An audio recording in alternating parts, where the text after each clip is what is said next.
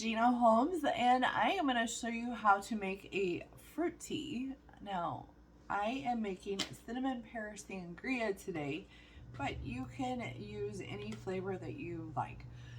All right, so I have a cup to, of course, put my water in. I have my hot water.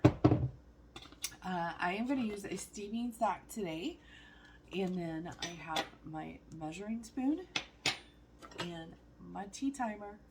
All right, let's get started. If you've never had a fruit tea before, most fruit teas do not contain any actual tea in them. They are just fruit pieces.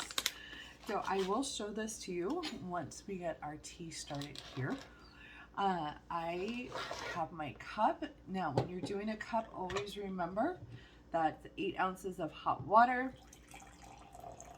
If you want your tea stronger, you will want to put more tea in it, not steep it longer. Okay. Now with fruit teas, I have grabbed my perfect cup spoon, and this is a teaspoon, but it is a teaspoon and a half, and it does tell you that on our packaging. So we'll make sure to compensate and put that amount of tea in here. All right, so we're gonna grab a 1 teaspoon, and then you want to grab a second. We're gonna do a half teaspoon. You guys, I do like my fruit teas a little stronger, so I am gonna put a full 2 teaspoons in here. And this is a steaming sack, and I am gonna drop this right into here, and I am gonna set my timer for a fruit tea. All right, now let's talk about these things that I just used. All right, 1, fruit teas. They come in a blue package, which means it's naturally caffeine free. It's a great little tip to know about Sipology teas. The green ones will contain caffeine.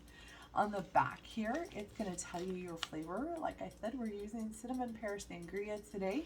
It's going to show you the ingredients, your nutritional, which I love this because I do pay attention to my carbs. This is 5 calories and no carbs. This is 1.5 teaspoons for making your tea, and that's for a cup. Please remember that.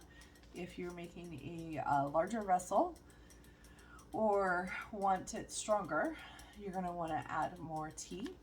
Okay, it will tell you that it's a one-time steep, which means it's pulled most of its flavor out of the pieces in here. Now, I'm not going to tell you you can't steep it a second time, because if you're happy with the flavor, go for it. But most of your flavor is going to come from that first steep. Okay, and the other thing that it tells you here is how long to steep it. Steeping a fruit tea 4 to 5 minutes in hot water will generally do it. Like I said, there's no actual tea in this one, so you could, if you wanted to, you could steep it longer. It's not gonna harm the taste at all.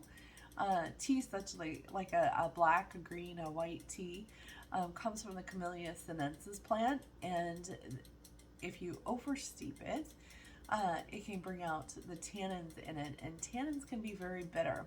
So I remember before I started with Sipology, I always loved green tea, but I could never make green tea well at home. It always tasted bitter. Well, now I know. A green tea, you only steep 2 to 3 minutes. Otherwise, those tannins start to come out and change the taste. All right, so another thing that I recommend for you, take a look in the bag. Can you see all those wonderful pieces in there? This one has roasted pear pieces, papaya, cinnamon chips, ginger root, apple pieces, orange peel, lemongrass, peach pieces. How can you go wrong with that?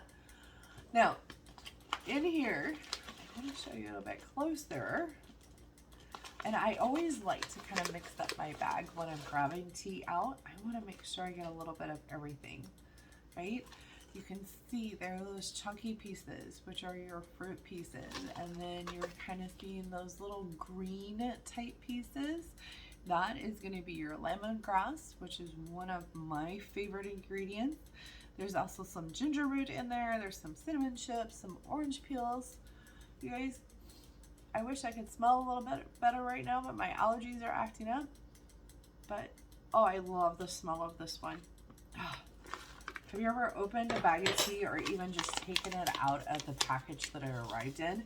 And you can, yeah. Now, fruit teas can be a lot of fun. You can mix them in so many different ways, right? We can do them hot. We can do them cold.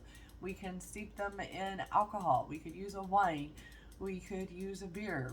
There are so many different ways to make a tipsy tea. They're great to mix with other teas. I love to mix matcha in my fruit teas. Just so many different choices.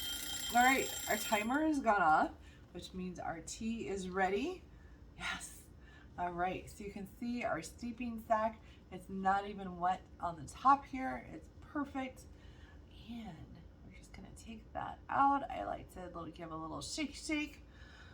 So our excess doesn't drip everywhere, right? Tea's done. I'm gonna go enjoy.